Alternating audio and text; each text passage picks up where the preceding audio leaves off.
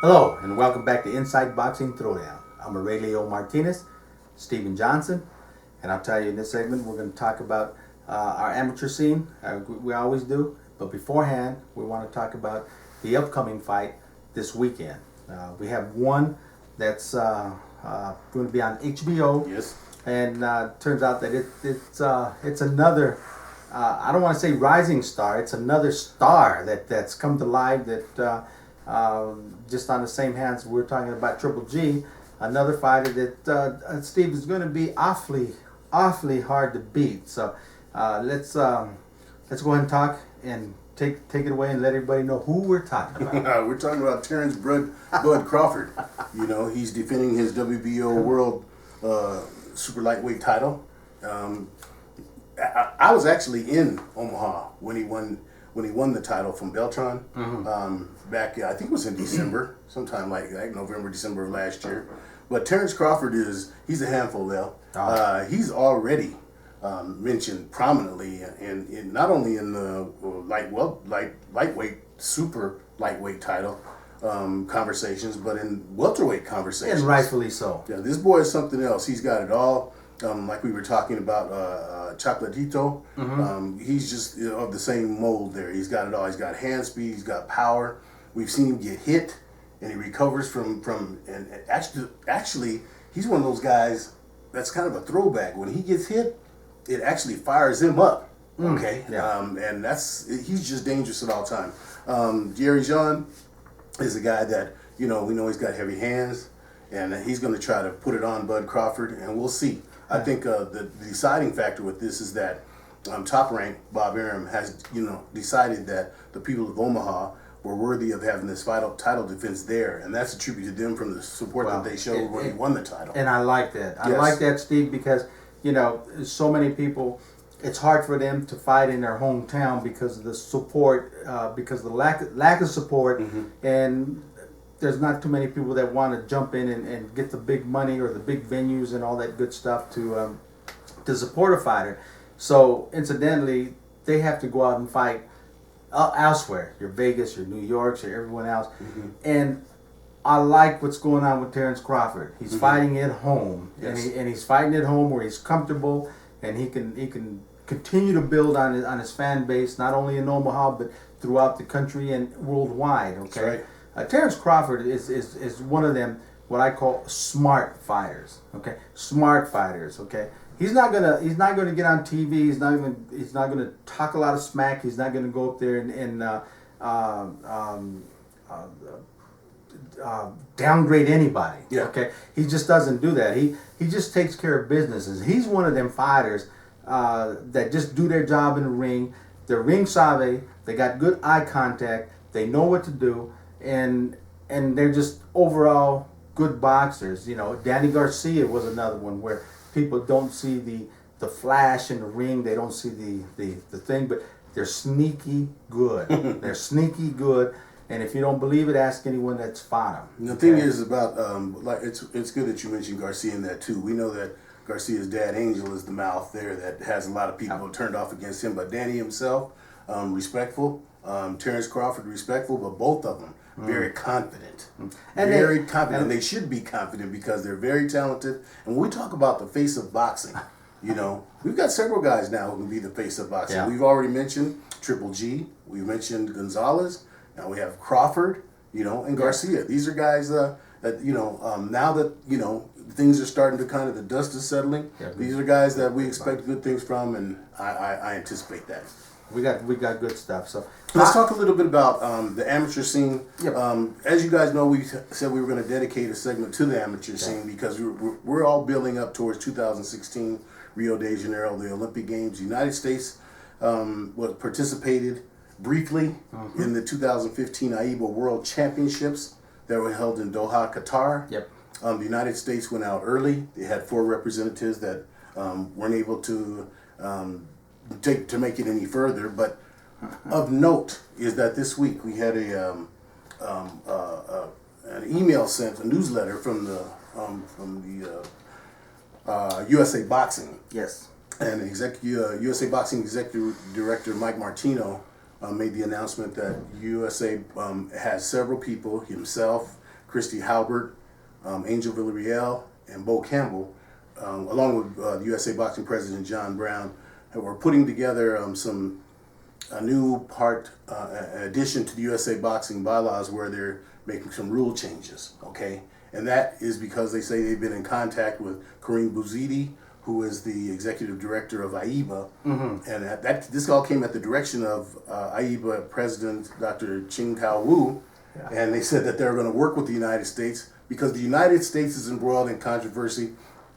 Our main amateur boxing organizations, Police Athletic League, the PAL, Golden Gloves, okay, to name just those two, are anti this thing of no headgear for elite competitions.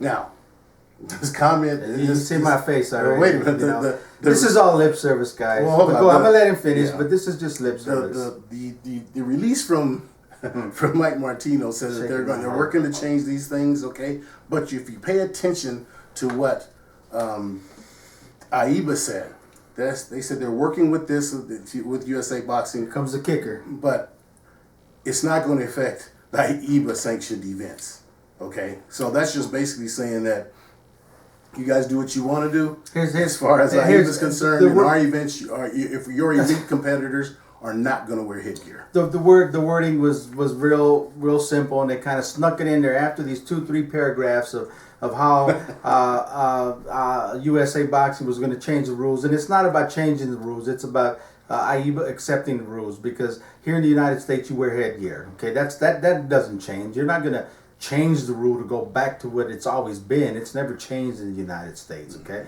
but because AIBA has a hard time being able to put on these non-headgear events in states like California and many of them across the union, their hands are tied. They can't because of state law and federal law. Okay, so basically now they're saying, okay, they're going to work with USA Boxing to accept these rules, and then at the end of all these paragraphs they say in non-AIBA sanctioned events. Okay, boom.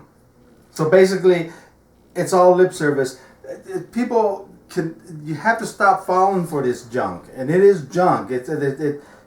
Stop falling for it. It's not going to change. Okay, if you're going to fight international competition, if you're going to fight in the Olympics, you're going to fight in international rules, and that means no headgear. Okay, it doesn't change. It's not going to change. The rest of the world is not going to change to satisfy the United States. Okay? Well, the bottom line was this to me. You have that statement from USA Boxing, but just at the end of the AIBA World Championships, Dr. Wu went to great lengths, Aurelio, to comment and to thank everyone that was there. They actually had a coaches clinic that they had there. AIBA's instituted a program called Heads Up. Heads Up program, because their belief is that it's about technique. Okay, we've talked about it before. We've had several different studies that have been done regarding concussions and headgear. You can take either side, and I've done both sides. I'm telling y'all, I see validity in both sides. But the bottom line is AIBA has decided that no headgear is not a problem. They're having the Heads Up program that they've instituted, and they said they're going to keep going it worldwide. But their contention is that if we teach our guys to keep their heads up, okay, that's going to stop the concussions. And they validated this all. By showing in AIBA World Championships they had no concussions. They had one cut. Okay, here's the thing about it. Okay, you can like you say, you can view the reports, the medical reports on both sides, and in a bottom line, in a short explanation here, the whole reasoning that you have less concussions is because the headgear promotes a boxer to be able to take more blows, a multitude of blows. Okay, where without the headgear, the thing is lights are going to go out quick. It's over. Okay, so less concussions, but that's either way you want to look at it. You use the report that favors what you want to do. Okay, bottom line is protection. What it doesn't tell you about is if you're an amateur and you're fighting without headgear. I mean, if you're fighting without headgear, bottom line is you should get paid, okay? Because you're going to get cuts, okay? You're going to get cuts, and I don't know. They say only one cut in that whole thing. It's a different story in the United States because every tournament where they win, where they fought, they have had multiple cuts. They have had people fighting with super glue or whatever they use, the tapes to come out, the inside stitches, and they have to come out and fight again the next day and the next day. And that's common. You can ask any coach or any fighter that's gone into these tournaments, and they can tell you that there's multiple cuts. And not only that, without the headgear, you promote facial damage, cheek fractions, orbital fractions, detached retina fracture. There's a lot of damage that comes to a person's face and head and ear. We're not only talking about concussions, we're talking about overall damage.